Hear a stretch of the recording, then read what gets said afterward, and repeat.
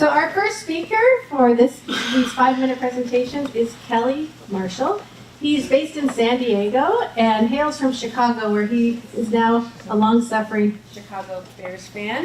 He's been in the renewable energy business for 20 years, growing renewable energy companies. And he's currently the director of business development for a technical advisory firm called Clean Energy Associates. So, Casey Marshall, I have been in renewables for 20 years and in solar for the last 10. So I've made a ton of mistakes.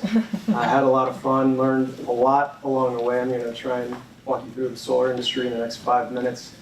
I can't guarantee you're going to learn something, but hopefully you will, and hopefully you'll be a little bit excited about the future of the solar industry.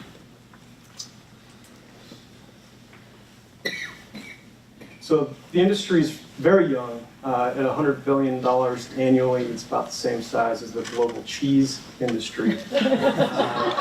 We employ 250,000 people in the US, which is about the same as Starbucks. It's been on a tear lately. It is a very global industry dominated by Asia and specifically China. North America, mostly the US, has about 10% market share. Growth is flattening out. It's segmented. First segment is the residential market segment, which is about 20% of the total market, which is about 2 million homes. Resi sector includes anything from mom and pops in a van to publicly traded companies, very sophisticated with capital markets functions. Second is the commercial industrial market segment, also about 20% of the market, dominated by big box retailers that traditionally installed on the roofs and are increasingly installing off-site through a mechanism called a virtual power purchase agreement. Utility market segment is about 60% of the market. These are large, $100 million plus assets involving investment bankers, accountants, lawyers, like this one depicted in the state of Alabama.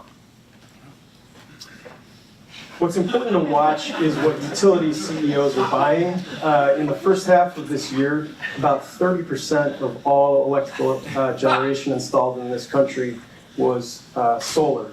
So, politics matters, but what CEOs are buying is more important, and they're buying it because it's low cost compared to all the other generation options that they have, as depicted by this slide chart put together by Lazard. So the LCOE is very competitive. We are in the declining part of Moore's Law curve.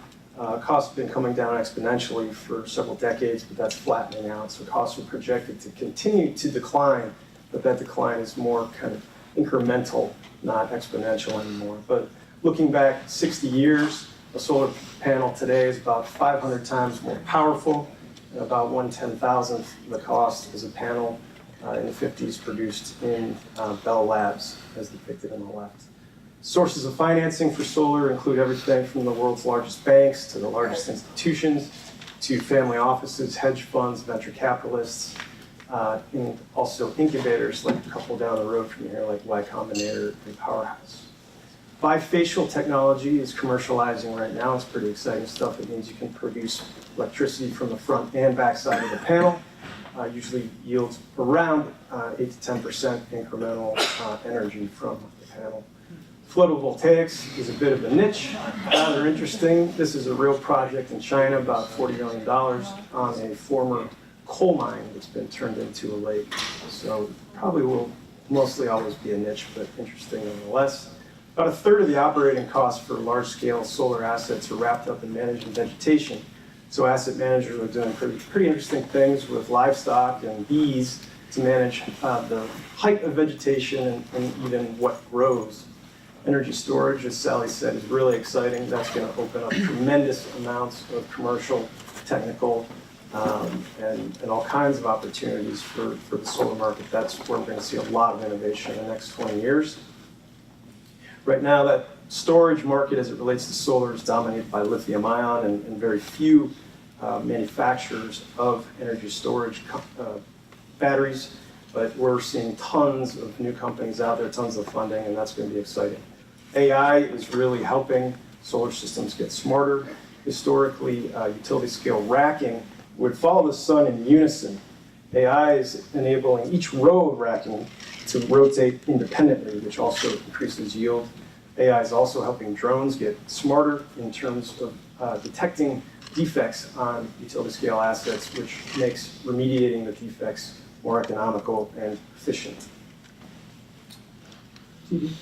At 2% global market share, solar is just getting started. Solar plus storage is even younger, and solar plus storage plus artificial intelligence is just a wee baby. So lots of exciting things on the horizon there. I had one more slide. There we go. About 10 million people work in renewables globally, so no matter what your interest in your profession is, there's a great role for you. We at CDA are hiring like crazy, so if you want to join us, please come and find me. We're always looking for A players. Thank you very much.